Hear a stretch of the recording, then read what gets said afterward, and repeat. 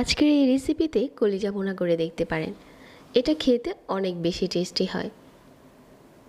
আর ঝামেলা কমিয়েই রান্নাটা শেয়ার করেছি। কলিজা ভুনার জন্য আমি এখানে হাফ কেজি কলিজা নিয়েছি আর একটু ছোট ছোট করে কেটেছি।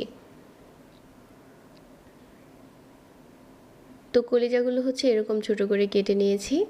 আর এখন হচ্ছে এখানে একদম ফুটানো গরম পানি দিয়ে দিচ্ছি। আপনি চাইলে কিন্তু গরম পানিতে ফুটিয়েও রান্নাটা করতে পারেন, তবে এভাবে রান্না করলেও কলিজাতে এক্সট্রা কোনো স্মেল থাকে না। একদম ফুটানো গরম পানি দিয়ে এভাবে করে নেড়ে ভিজিয়ে রাখতে হবে না। আমি সাথে সাথেই স্ট্রেনারে দিয়ে দিচ্ছি। স্ট্রেনারে নিয়ে পানিটা ঝরিয়ে নিচ্ছি। কলিজা কিন্তু আমি আগে থেকে কয়েকবার ধুয়ে নিয়েছিলাম। স্ট্রেনারে পানি ঝরিয়ে নিয়েছি আর এখন কলিজাটা ভুনা করে নেব।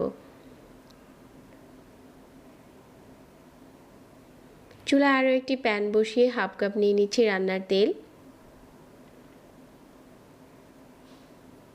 কিছু আস্ত গরম মশলা দিয়ে দিচ্ছি। এখন দিয়ে দিচ্ছি 1 কাপ পেঁয়াজ কুচি। পেঁয়াজটা একটু মিহি করে কুচি করতে হবে। এখন তেলের সাথে পেঁয়াজটাকে ভেজে নরম করে নিচ্ছি।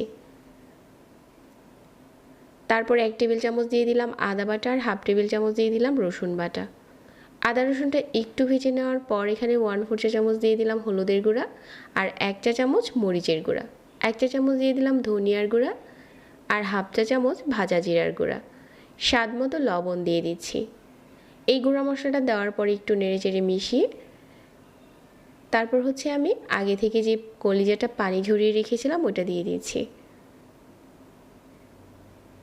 তো এখন মশলার সাথে ভালো করে নেড়েচেড়ে মিশিয়ে নিচ্ছি। কিছুক্ষণ মশলার সাথে কষিয়ে নেওয়ার পর এখানে আমি পানি দিয়ে দিব 1 কাপ। 1 কাপ পানিতেই কলিজাগুলো খুব ভালো করে সিদ্ধ হয়ে যাবে। চুলার আঁচ কমিয়ে ঢাকনা দিয়ে ঢেকে দিতে হবে। একটু নেড়েচেড়ে মিশিয়ে নিয়েছি আর এখন ঢেকে দিচ্ছি। আর মিডিয়াম আঁচে কলিজাটা রান্না করে নিচ্ছি। আর মাঝে মাঝে এভাবে করে ঢাকনা খুলে 2 একবার নেড়ে দিতে হবে। এভাবে করে বেশ কিছুক্ষণ রান্না করে নিয়েছি আর এখন ঝোলটা পুরোপুরি টেনে গেছে। কলিজাটাও সিদ্ধ হয়ে গেছে।